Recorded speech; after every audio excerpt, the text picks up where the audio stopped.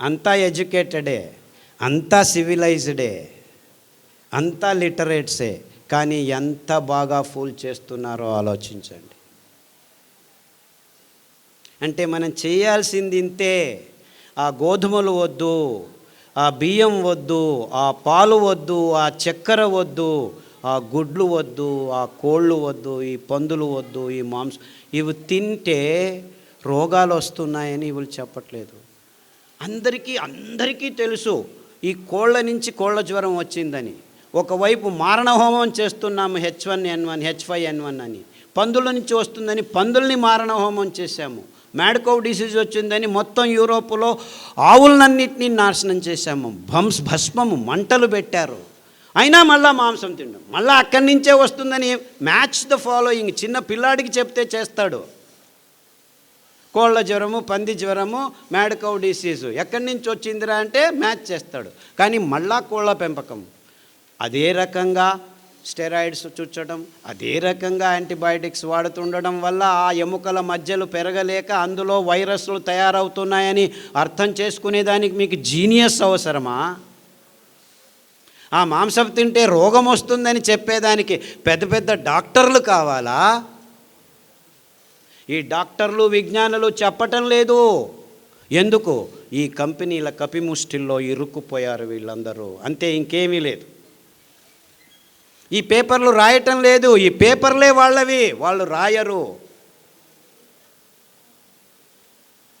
అనుభవించేది ఎవరు? మీరు కాదు, మీ పిల్లలు. ఎందుకంటే మీకు పుట్టబోయే పిల్లలు బుద్ధిమాంద్యులుగా పుడుతున్నారు 128 మంది. అయ్యో మా పాపడు ఎందుకు ఇలా పుట్టాడు? ఎందుకు ఇలా పుట్టాడంటే నీవు గర్భిణీగా ఉన్నప్పుడు ఈ పాలు తాగావు, ఈ అన్నం తిన్నావు, ఈ కోడిగుడ్లు తిన్నావు, ఈ మాంసం, అందుకు పుట్టుతున్నారు. నిజమైన ఆహారం ఎవరూ తినటం లేదు. నిజమైన ఆహారం అంటే మీ దేహంలోకి, రక్తంలోకి గ్లూకోజ్ను నిదానంగా, సంయమంతో, నియంత్రణతో, సమతులనంగా విడుదల చేసే అద్భుతమైన పదార్థాలే నిజమైన ఆహారం. అంటే పీచు పదార్థం, పిష్ట పదార్థం రెండుకి సమన్వయ రచన ఉన్న, అంతర్లీనమై సంక్లిష్టంగా, సంకీర్ణంగా అమర్చబడిన ఈ అద్భుతమైన చిరుధాన్యాలే, తృణధాన్యాలే మొత్తం మానవ జాతికి ఆరోగ్య సోపానాలు. ఇంకేమీ లేదు. ఇంతే, గుట్టింతే. ఎవడైతే ఈ సత్యాన్ని గమనిస్తాడో, అంటే మీకు అటువైపు నుంచి చెప్పాను, ఇటువైపు నుంచి చెప్తున్నాను, మీకు వేరే దారి లేదు. ఈ గోధుమలు, బియ్యము, చక్కెర పెంచుకోలేము. ఇలాగే చేస్తుంటే చచ్చిపోతాం ఇంకా 15 సంవత్సరాలకు ముందే. మీరు నిజంగా ఆరోగ్యంగా ఉండాలంటే దీనికి మేము వేల మందికి, లక్షల మందికి ఈ రోగాల్ని నయం చేశాము. Gangrene, cancer, HIV, SLE, pus ఏమేం పేర్లు పెట్టుకుంటారో పెట్టుకోండి. IBS, క్రాన్స్, లొట్టె, లొస్కు, ఐ డోంట్ కేర్. ఊబకాయం, నో ఇష్యూ. తినండి. ఈ 5 ధాన్యాల్ని తినండి. 2 రోజులు మార్చి తినండి.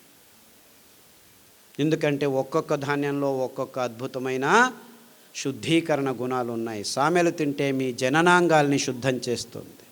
అరికలు తింటే మీ ఎముకల మధ్యను శుద్ధం చేస్తుంది.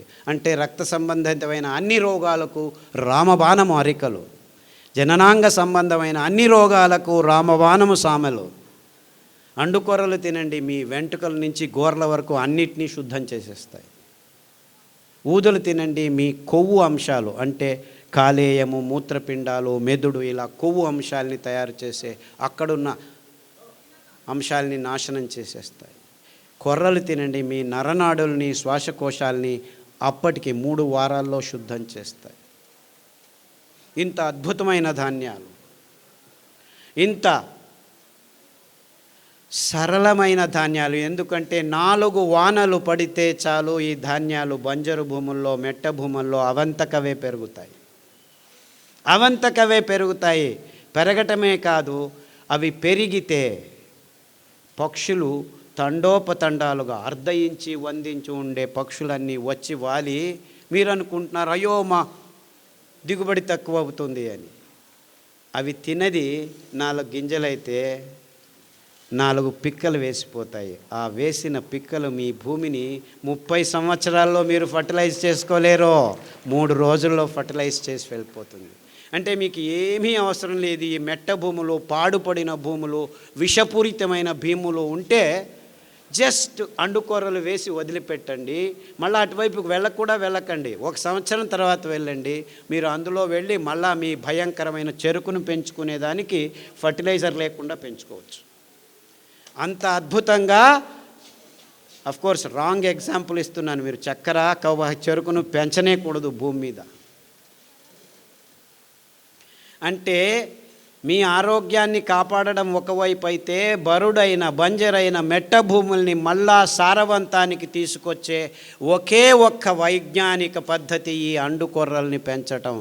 ఎన్నో భూముల్ని మేము మెట్ట భూముల్ని, రాసాయనిక ఎరువులున్న భూముల్ని ఇలా 6 నెలల్లో బంజరు భూమి నుంచి సారవంతమైన భూములకి కన్వర్ట్ చేయొచ్చు.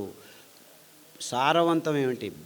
బరడు భూమి అంటే మరలు భూమి, అంటే ఇసుక భూమిని కూడాను మనం మళ్ళా వ్యవసాయానికి వీలైన భూమిగా మార్చుకోవచ్చు. మేము ఈ మైనింగ్ చేసి వదిలిపెట్టేసిన భూముల్లో కూడాను సిరిధాన్యాల్ని అటవీ చైతన్యం వేసి పెంచగలిగాము.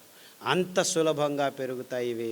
అంటే ఎక్కడైనా ఎప్పుడైనా ఎంత పెద్ద ఇక్కట్టు వచ్చినా కానీ పెంచుకొని తినేదానికి వీలయ్యేది సిరిధాన్యాలు తప్ప ఇంకేదీ లేదు ఈ భూమి మీద. అవి తింటే మీ దేహంలో ఉన్న ఈ భయంకరమైన రోగాలన్నీ 6 నెలల్లో మాయమవుతాయి. ఇంకా ఇంతకంటే మంచి విషయం మీకు ఏం కావాలి?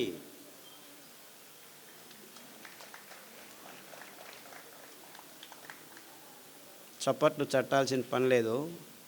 I know you are all very serious. చాలా గంభీరంగా ఆలోచిస్తున్నారని నాకు అర్థమవుతుంది. నిజమైన గంభీరమైన విషయం ఇది. మన ఆరోగ్యం చెడిపోయింది, మన భూమి తలలిల్లాడుతుంది, బరడు మన కోసం కరువులు కాచుకొని ఉన్నాయి, అతివృష్టి అనావృష్టి ఆల్రెడీ సృష్టించాము, ఇంకా దారి లేదు. We're not going to suffer, we're suffering. ఇంకా తలకు పోవట్లేదు. మనమంతా ఇంకా వెంట్రుకలకు పెయింట్లు వేసుకొని వాళ్ళ కర్మ, ఆ సినిమా వాళ్ళకి టీవీ వాళ్ళ కర్మ, మీకెందుకు? మీరందరూ పూసుకుంటున్నారు.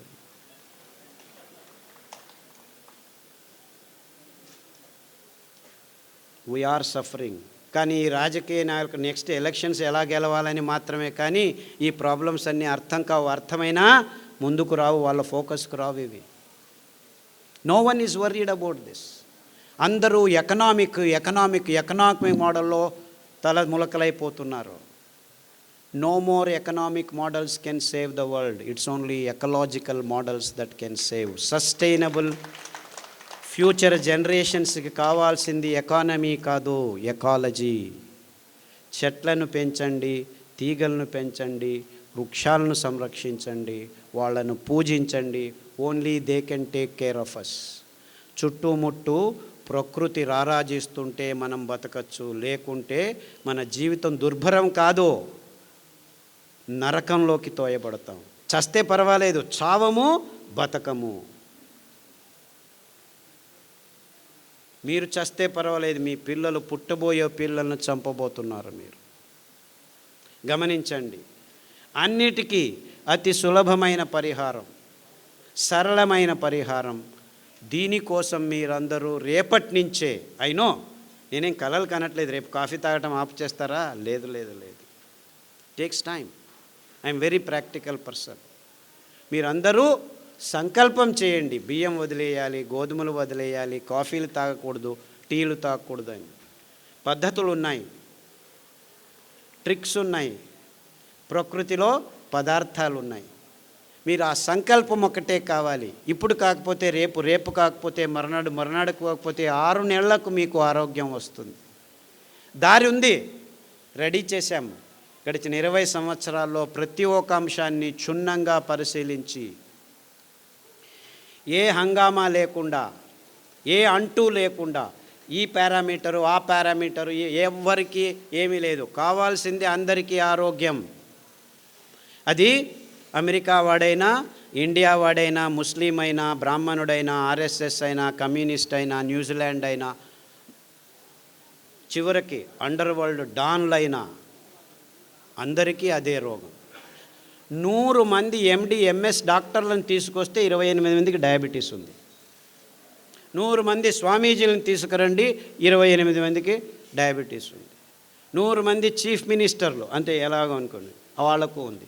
100 మంది అటెండర్లు, ఆ లిఫ్ట్ అటెండ్ చేస్తే వాళ్ళకు 28 మందికి డయాబెటీస్. అంటే ఈ డాక్టర్లు ఏం చేయాలి? లైఫ్ స్టైల్ డిసీజ్ అంటారు. అందరి లైఫ్ స్టైల్ ఒకటేనా? కాదు. ఇవన్నిటినీ ఆలోచించాలి మనం. అంటే మనల్ని బూటకంలో వేసేశారు, మాయ చేస్తున్నారు. గంభీరంగా ఆలోచించండి. మీకు ఎవ్వరు ఏమీ సహాయం చేసేదానికి ఇక్కడ రెడీ లేరు. డబ్బులు చేసుకునేదానికి అన్ని సరంజామాలు చేసుకొని కూర్చున్నాం మేము. No one is going to help you. It's you who will help yourself. అంటే నీ నోట్లోకి పోతున్న ప్రతి ముద్ద, ప్రతి చుక్క మీ ఆరోగ్యాన్ని నిర్ణయిస్తుంది. మీకు పుట్టబోయే పిల్లల భవిష్యత్తును నిర్ణయిస్తుంది. అంటే గర్భిణీలు, అంటే కాబోయే తల్లులు తండ్రులు మీ ఆరోగ్యాన్ని సరిగ్గా ఉంటే ఈ బుద్ధిమాంద్య పిల్లలు పుట్టరు. వాళ్ళకు వచ్చే రోగాల్ని మీరు ఆపు చేయవచ్చు. అంటే మీకు పిల్లలు కావాలంటే ముందే ఆలోచించండి. Stop for 1 minute, think, what am I doing? బుద్ధిమాంద్య మొక్కలను పుట్టించుకున్న తర్వాత జీవితాంతం కష్టపడాల్సిన పని లేదు.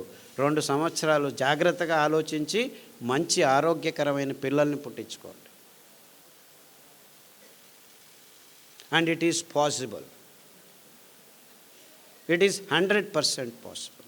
In fact, 100 diabetic patients రండి, 100 diabetic patients నేను చెప్పిన భోజనాన్ని చేయండి, నేను చెప్పిన కషాయాలు తాగండి, 100కి 100 మందికి బాగవుతుంది. 3 వారాలు మీరు ఎక్కడా పోకుండా ఇదైనే చేయండి. అందరికీ HbA1c 1 కాకపోతే 2 కాకపోతే 3 యూనిట్లు తక్కువ అవుతుంది. గ్యారంటీ నాది.